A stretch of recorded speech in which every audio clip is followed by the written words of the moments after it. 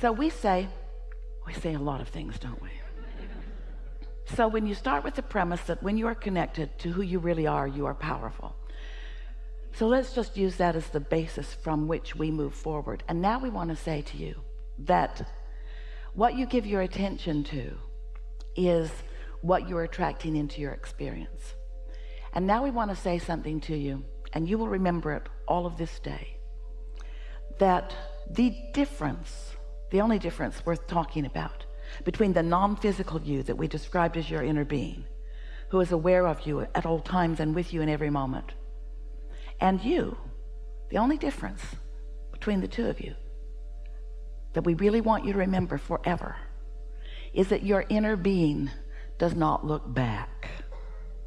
Your inner being just keeps being the forward-most version of you, not looking back in any justification, in any comparison, in any defense, just bees this wonderful culmination of life, looking forward to. Now, here's where you come in. You're in your body and you're exposed to contrast.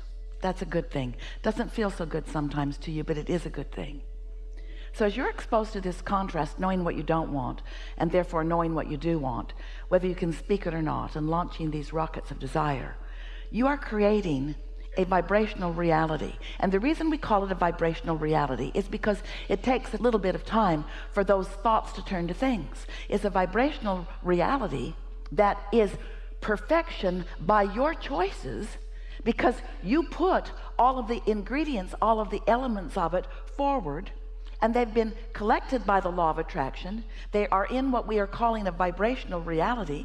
This is a vibrational reality that is so real that we named it the vortex, wrote 2 books about it. We want you to accept the realness of this, and we want you to know that your inner being is there with all of that. So picture it this way. All of the ingredients that you have been finding through life, all the yes, I prefer that, and wouldn't that be wonderful, and I really like that, and I will look forward to that, and I know what I don't want, I know what I do want. All of that sifting and sorting that you have done for far beyond what you recall from this physical life experience is in this vibrational reality, and your inner being is all over it, knowing every bit of it. And what that means is, now this is new, we have not said this to you before, but this is your new empowering information.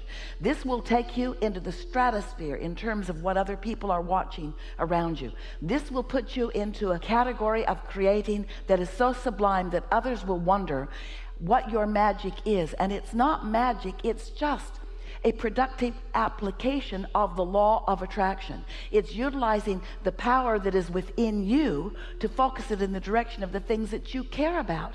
Things for yourself personally, things for others whom you care about, even things that are on a global scale or a universal scale.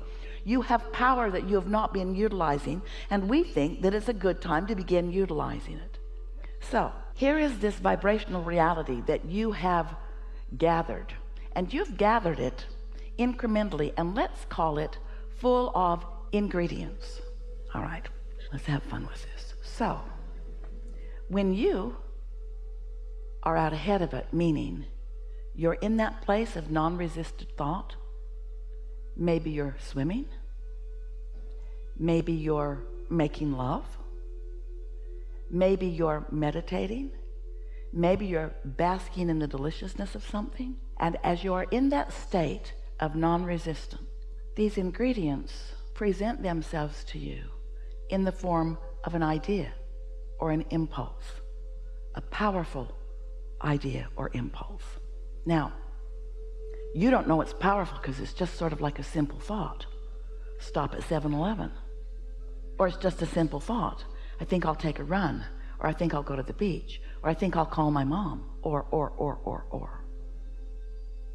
But what we want you to know about it is, because the ingredients are there, and because your inner being is there with those ingredients, and because your inner being knows where you are in relationship to everything that you want, when you get into that state of pure positive energy, when you get into that state momentarily, it might be 10 seconds long, of non-resisted thought, you have access to what your inner being knows about everything that's in there. And then an idea occurs to you, and when you follow that impulse, this time and next time and next time and next time, you begin to discover your true power. That's where the ideas that matter most come from. Now, they've always been there for you. Those ingredients have always been there for you, and your inner being has always been focusing them in to thoughts that you could receive, but you can't unless you're in a non-resistant place, because you have to match up with what that thought is, and that thought is pure positive energy. Oh, we want you to feel the power of your vortex. We want you to reap the benefits of all that you have been living. We want you to find the timing, this moment in time timing. We want you to know that when you tune into that the impulse, and then the next, and then the next, and then the next will come. So, you following that? You sort of kind of believe it? When we say the easiest way for you to have non-resistant thought is to get out ahead of it. Oh, we'll say it to you even in a more blunt way. The easiest way for you to have non-resistant thought is to hang out with a new person that you don't know. The less you know about them, the less resistant thought is within you. Oh, you're a stranger. I love you. Oh, you killed your entire family? Ah.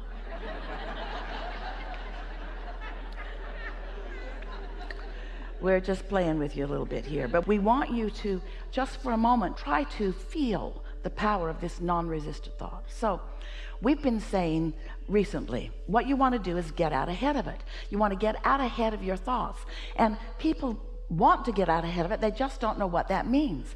And we gave one example already. Segment intending means I'm in a new segment. New people just walked into the room, and do you know that our segment just changed? Because they have no idea what we've been talking about. And so the energy of the room has just shifted. Now, not a problem to all of us, because we're in the vortex, yes? We're in that empowerment. Might be a little while for them to catch up with it, but the segment did just shift, and therefore you are going to notice a little repetition that you wouldn't have noticed before had new people not walked into the room. Following what we're getting at? Getting out ahead of it. Don't want confusion on the part of those that haven't been here. So when you get into your automobile, it's a new segment. When a new person joins you at the dinner table, a new segment begins. And if you will take just a moment, we're talking about a few seconds to acknowledge, new segment, and what I intend is. Because if you get out ahead of it, what I intend is to have fun. If you're out ahead of it, even though somebody who joined your dinner table who was in a bad mood and wasn't planning on having any fun, if you got out ahead of it with your intent to have fun, you're more likely to have fun even though he isn't. This is powerful stuff, because we love you so much, you are knee-jerkers. You have knee-jerk reactions to life, and that holds you in mundane creation. It holds you in less powerful creation. It doesn't let you feel your absolute power. Now, here's another thing. We're going to stay with you for a little while on this conversation until we can feel that you're grasping it. Because this process, you've heard the words before, daydream. Do you remember when you were kids? Before you were responsible, before you felt responsible, before you were resistant, before you were defensive. Some of you can remember those moments in time. Some of them you've been living recently, but it's a little snatch of time where somehow you're not resistant in thought, and your mind is just receiving the ingredients of your vortex. They're putting themselves together with the tutelage or tutorialage, with the help of your inner being, who knows where you stand in relationship to everything that you want, and knows what the ingredients that you've put into your vortex is. So knows what the path of least resistance is for you to receive a thought.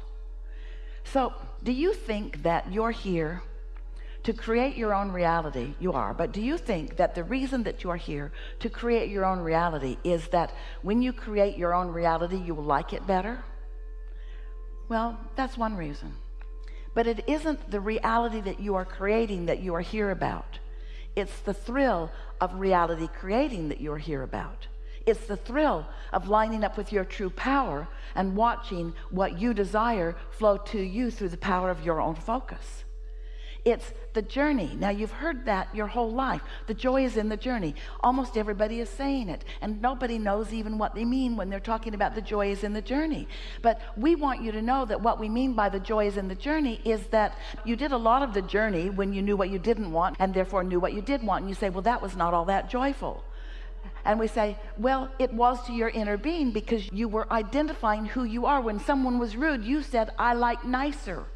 When somebody was hateful, you want more love. When somebody is diminished in some way, you want upliftment. When someone is sick, you want well. When someone's confused, you want clarity. When it's you, even more. You've been isolating and identifying, and there is this extraordinary grouping of ingredients that are the making of an ecstatic life experience for you. But you got to find a way to be in the vibrational vicinity of it. Now, we've been telling you this story in lots of different ways. We've been saying to you, step one is you ask. That's the contrast part of it. Know what I don't want. Ask for what I do want, whether you put it in words or not. Step two is that's the source energy part of it. That's your inner being part of it. That's the vortex part of it. That's the gathering of the cooperative components part of it. Step two, when you ask, it is given. It's in vibrational form, and you say, I don't want it to be in vibrational form. I want it to be out where I can see it. I'd like to park it in my garage.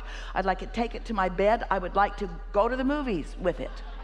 I don't want this vibrational reality creation. And we say, but it is that way in the beginning. And so if you will accept that the ingredients are there and that you will be guided, you will be led, you'll be called, you are being guided, you are being led, you are being called to your path of least resistance. But what we're saying to you here today is you've got some whopping resistance going on because you have played the objective game so much that you hardly ever put yourself in a position where you can receive an impulse that's on the path of least resistance and feel the empowerment of your inner being about it.